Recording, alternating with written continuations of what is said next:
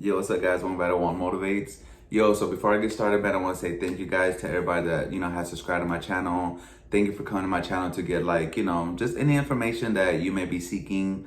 And just look through all my other videos, man. I mean, I know mostly they're about, radiology, but I'm trying to slowly change that and trying to get into other, other career fields and stuff that, you guys might be looking for.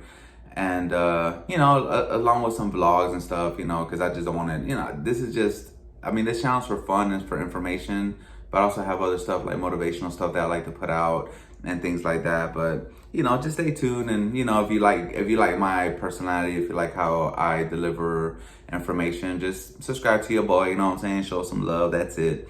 But so today I want to give you 4 reasons or 4 facts that you may not know on what it takes to be a travel tech, or maybe just a travel medical profession and overall, because a lot of people are like, oh, I want to travel, I want to do this, they make good money, they make that, blah, blah, blah. And don't get me wrong, if you're single, you don't have no responsibilities, you don't have anything, you're a tech and you want to go see the United States for free, hey, go for it. You know what I'm saying? But I'm gonna just give you 4 things that's gonna probably either change your mind a little bit or, get you prepared and mentally focused on what to expect whenever you do become a travel tech, okay? So, or a travel healthcare professional. So the first one is that you have to understand that,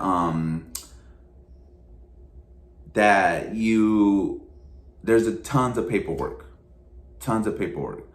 And it feels like you're applying for a job, you know what I'm saying? Because they want your birth certificate, they want everything. If you apply for a job before, and I'm not talking about McDonald's, no disrespect, I'm not talking about McDonald's, when you apply for like a professional job, hospital, things like that, remember how much they want? If you're a tech, they want birth certificate, they want this, they want drug tests, they want to make sure you got all your shots, they want to make sure that your license are not expired, all that. They want all that, and they want all that for every assignment. So say if you go to a travel assignment, right? And they're like, you know what, we like you. Do you want to extend it? Do you want to come back for another, 12 weeks? And you're like, yeah, okay. So they have all your information. You don't have to worry about nothing. So you're set. If you want to go to another assignment, all that paperwork you have to deliver again. And to me, that can be annoying, man. You know what I'm saying? To sit there and it's like buying a house. You know what I'm saying? Like all that paperwork you had to do over and over every assignment. You go to North Carolina, you need this. You need a North Carolina license. You want to go to Texas, you have to have your Texas license. You have to have your Texas paperwork. It's a lot, man. It's a lot. It's not just, I'm gonna travel. I'm gonna go to New York. I'm just boom, you pack and go. Like no, it's a lot to it, man. It's a lot of behind the scenes that you guys don't see. So keep that in mind, man. Keep that in mind. Make sure you're an organized person. Make sure that once you do that one assignment, you keep everything you need. Usually people stay with the same travel company, so then they also have your information. That way, if you lose something, they have it. So try not to change too many travel companies too. So the first one you go for, make sure it's the right one for you, So 2 is, that travel assignments could get cut short, right? And they don't tell you. The hospitals don't tell you that that's a possibility.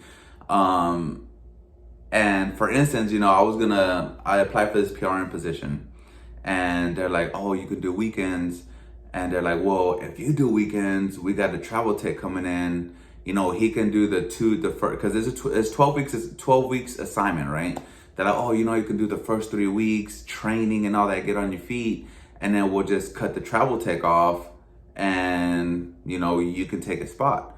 And you're like, damn, they do that? Like, yeah, they're shady, bro. You have to be careful, man, because just because you're at a hospital and, they're in need, which they are, you can't always say like, oh, you know what? I'm good. I got 12 weeks. I'm straight. Can't nobody touch me because I'm a travel tech. Nah, player, they can touch you. They can touch you, man. You could be in there for 4 weeks and be like, hey, after that, you're done. They have to give you a notice, though. They just can't be like, okay, the next day you're done. No, they have to be like, look, we're cutting your assignment short. Next week will be your last week, and then boom, and that's it, But your assignments can be cut short. So just know that, just know that. Is it rare? I mean, it's a little rare for that to happen, but it does happen. You know, it does happen. And I've talked to a few travel techs, and they're like, "Yeah, man, you know, I had a they cut it short, and you know, this, and that." And it can be frustrating, man, because you know what happens then is that when they cut your assignment short and you don't have another assignment lined up, then where are you going to make your money? Where's your money coming in? You know, where are you going to get your income? You know, 90% of us got 100% of us. Well, I can't say 100, but 99.9% of us got bills. You know what I'm saying? Car payment, house payment, you know, AT&T bill, you know, probably a couple of credit cards. You know what I'm saying? We're human, right? So if they cut your assignment short and you're not prepared for that, where's your what do you have? What do you have to fall back on? You know, so what a lot of techs do, and which is a smart idea if you decide to travel, is don't burn bridges where you go, your hometown, wherever you're at, and be like, look, stay PRN, because if they cut an assignment short, 99% of the time, when you call your hospital where you work and you stay PRN, be like, hey, I need some hours. 99% of the time, they'll have something for you. You know what I'm saying? Because every hospital's short. You know, so always keep a plan B, because you just never know. But yeah, travel takes can be cut short, man, on a notice like this, and you will never know. So 3 is the fact that you always have to, you know, get up and go. You know what I'm saying? Get up and go. Like, you know, it's kind of like, okay, when it's exciting at first, right? When you go and you're like, oh, I'm going on vacation. You're going to pack. You're going to have all you know, you got, I don't know, 2 luggages full of stuff that you'll need. You get there and you're like, hey, man, this is fun. We're here for a week, you know, chill, whatever. And then what happens after that whole week? You're like, man, we got to pack. We have to get ready to go. Like that, you know. And then what is it saying? You need a vacation from your vacation because you're tired from driving, or tired from packing, tired from unpacking, and then you need like 2 days or 3 days to yourself to kind of unwind. Same thing with travel, man. Same thing with a travel tech. At first it's exciting because you're going to a different spot, you're getting paid a little bit more money than everybody else. But then you're like, damn, I gotta pack, and now I gotta go to 3 states down. So I had to sit there and either fly there or rent a van or whatever the case may be, and jump on that and get there. And you're like, so if you're not that kind of person, man, that doesn't always like to travel, move around, this and that, you know, just think about it. You know what I'm saying? I'm not saying it's not possible. And a lot of people are like, you know, there's a lot of people out there that probably like to travel and they have everything down and packed already. They already have everything in order, and they like to move around. You know what I'm saying? Like, that's cool too, you know? Or maybe like, you know what, I'm gonna try travel for a year, or I'm gonna travel twice, and then, you know what, it might not be for me. So that's something that you know, you have to think about, because you do have to move a lot.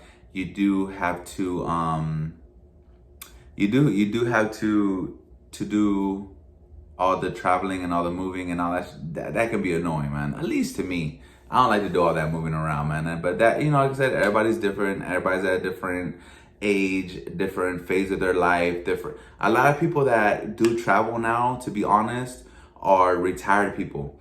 Not retired people, but like people that have been in hospitals. They raise their kids are in college. You know, they see how all these new techs are getting 15K bonuses, and they have all the experience. They're like, you know what? We've done our 20, 25 years here. We're 55, 60. We're still young. Let's go travel. You know what I'm saying? And sometimes they travel in pairs, you know, husband and wife. They go to the same hospital, and then they're seeing the country semi-retired and still getting paid really good money and just enjoying life, you know? So that's always a possibility too, you know? So that's something to keep in mind in the back of your head as you get older, and be like, you know what? We raised our kids are grown. Let's go travel. Let's go see the country. Let's go chill. You know, thank God we're still in good health. Let's go enjoy it. And you can travel together, man. Like that's a super cool thing to do too. You know, I've seen a couple of pairs do that, and I think that's pretty awesome. So the 4th one is, you know, just the cities that you go to, you know, the areas that you go to. You do get to choose, you do get to pick and choose, you know, like, oh, for instance, I want to go to Colorado, or I want to go to New York, I want to go to California, Texas, wherever.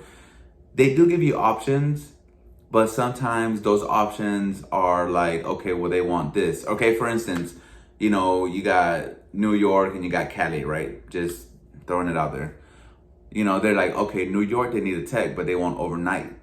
They need an overnight tech. Are you willing to do overnight or not? And then they're like, okay, they need somebody in Cali. Cali's a weekend shift. Do you want to go there? Or they got one in Texas, it's a Monday through Friday day shift. Do you want to go there? You know, so it's kind of like, you know, the destination and say, you know what, I don't want to do night shift, but New York is beautiful. I want to go see it, but I don't want to do night shift because it messes me up. Then that kind of like, you know, that throws you away from going to that at that time. Now you're like, you know what, I want to go to Texas. I love day shift. I'm gonna still get paid good money. I want to go to Texas. But then you end up in Texas because it's a good shift, but you end up in the middle of nowhere and you're like, okay, what do I have to do here? You know, I'm not really seeing anything. You know, so the time that you have on weekends, you're here traveling around, riding around, you really don't get to enjoy the town or the state because of the fact that, you know, you're in the middle of nowhere and you have to work Monday through Friday. Monday through Friday, you can't do much. You know, so that's things like that, man. Just picking destinations, that can be a tough one too because, you know, for one, you know, depends how old you are. You want to go somewhere that you can enjoy, have fun, chill, meet new people, relax. And that's not always the case, you know, because 90% of places that need help are kind of like in the middle of nowhere, you know, not all the time, but most of the time because nobody wants to work there, you know. And just because you go to a bigger city, there's another thing. Be careful where you go, man, because just because it's a bigger city doesn't mean you're gonna make the most money, right? So the difference between picking a bigger city and a rural area is the fact that rural area 99% of the time is going to be slower, nicer doctors, but there's going to be nothing to do, right? If you go to a bigger city, they're going to kill you. You're going to have a lot of work, OR, portables, sometimes 30 portables, just getting in the morning just to do them. Had to knock them out. 100% their chest won't view, but still a lot of portables.